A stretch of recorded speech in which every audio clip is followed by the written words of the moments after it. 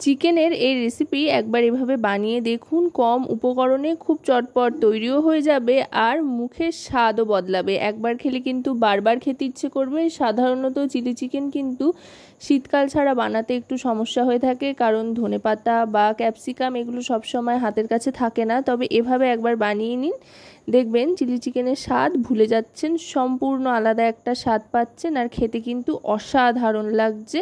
আর এটা কিন্তু যে কোনো সময় বানাতে পারবেন ঘরে থাকা উপকরণ দিয়েই। আর বাড়িতে যদি বোনলেস চিকেন থাকে, এর জন্য বোনলেস চিকেনের পিসগুলো ছোট ছোট টুকরো করে কেটে নিতে হবে। আপাতত এতে কোনো কিছুই ম্যারিনেট করিনি দিয়ে এবার এক এক করে এতে সব মশলাপাতি দেব। শুধুই রসুন ব্যবহার করছি, আদার ব্যবহার কিন্তু এই রেসিপিতে করব না। হাফ চামচ মতো রসুন কিমা বা গ্রেট করা রসুন দিয়ে দিলাম। তারপর দিয়ে দিচ্ছি এখানে কাশ্মীরি রেড চিলি পাউডার, এতে করে সুন্দর একটা রং আসবে সেই জন্য দিলাম। তারপর দিয়ে দিচ্ছি কর্নফ্লাওয়ার, ছোট চামচের 3 থেকে 4 চামচ মতো কর্নফ্লাওয়ার দিলেই যথেষ্ট। এবার দিয়ে দিচ্ছি পরিমাণ মতো নুন। এবার দিয়ে দেবো একটু ডিম। এখানে আমি একটাই ডিম ব্যবহার করছি। একটা ডিমেই কিন্তু বেশ অনেকটা পরিমাণে চিকেন দিয়ে এই রেসিপিটা তৈরি করে নেওয়া যায়। ডিমটা দিয়ে ভালো করে মাখিয়ে নিচ্ছি। মাখিয়ে কিন্তু রেস্টে রাখার কোনো ব্যাপার নেই, মাখিয়ে কিন্তু সাথে সাথেই রান্নাটা শুরু করে দিতে পারবেন। তাই খুব কম সময়ে কিন্তু এটা বানিয়ে নিতে পারবেন আর খুবই মুখরোচক হয় খেতে। মাখিয়ে নেওয়ার পর এবার দিয়ে দেব কড়াইতে সাদা তেলে ভাজার জন্য একটা একটা করে। একসাথে অনেকগুলো দিয়ে দিতে পারবেন, যদি দেওয়ার সময় লেগেও যায় তাতে কোনো সমস্যা নেই, ভাজা হতে হতে কিন্তু ছেড়ে যাবে। আবার এগুলো ভাজা খেতেও দুর্দান্ত লাগে, তাই ভাজাটা তৈরি করার পর কিন্তু ঝটপট রান্নাটা করে ফেলবেন। বাড়ির লোকজন দেখতে পেলে কিন্তু সঙ্গে সঙ্গে থালা দেখবেন ফাঁকা হয়ে গিয়েছে, চিকেনের এই ভাজা পিসগুলো আর খুঁজে পাচ্ছেন না, এতটাই সুস্বাদু হয়। কথায় কথায় কড়াই ভর্তি করে কিন্তু দেওয়া হয়ে গিয়েছে চিকেনের পিসগুলো। এবার এগুলো বেশ ভালো করে ভেজে নেব।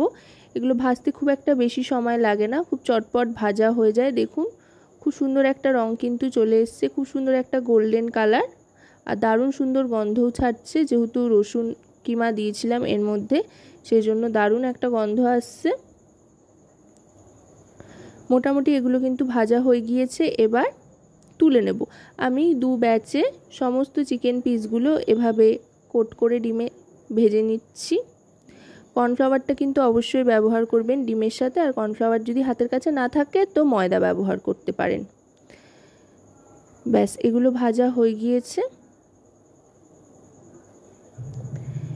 এই দেখুন এগুলো ভাজাটাই দেখতে কতটা লোভনীয় লাগছে, খেতেও কিন্তু দারুণ লাগে। এবার কড়াইতে ওই তেলের মধ্যেই দিয়ে দেব বেশ খানিকটা পরিমাণে পেঁয়াজ কুচি।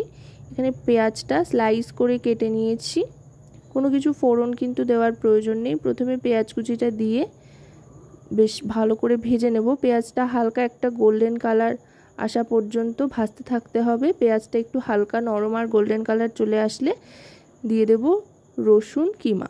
এখান থেকেই অল্প একটু চিকেন ভাজার সময় ব্যবহার করেছিলাম, এবার বাকিটা দিয়ে দিলাম। দিয়ে রসুনের কাঁচা গন্ধটা চলে যাওয়া পর্যন্ত কিন্তু ভালো করে ভেজে নিতে হবে। এবার এর মধ্যে দিয়ে দিচ্ছি রোস্টেড ধনে আর জিরে গুঁড়ো।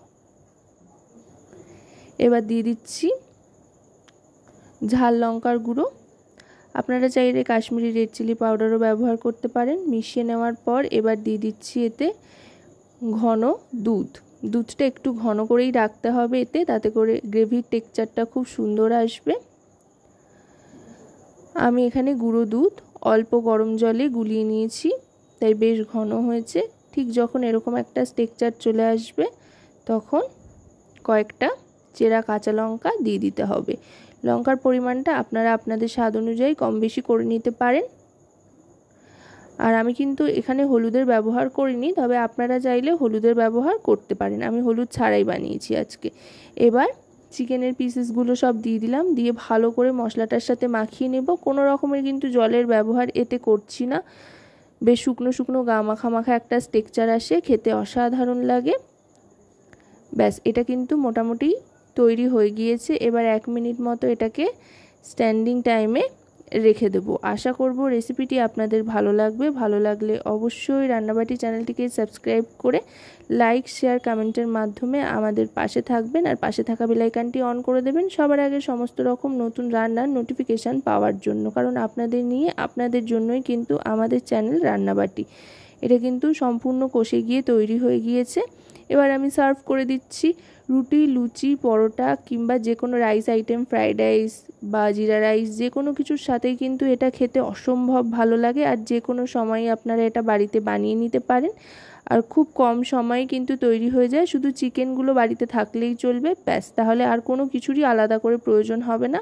মোটামুটি সব ঘরে থাকা উপকরণ দিয়েই কিন্তু তৈরি হয়ে যায়। তো আজকের এই রেসিপি আপনাদের কেমন লাগলো সেটা কিন্তু অবশ্যই আমাকে কমেন্টের মাধ্যমে জানাবেন। সকলে খুব ভালো থাকবেন, সুস্থ থাকবেন, আর রান্নাবাটির সাথে থাকতে ভুলবেন না যেন।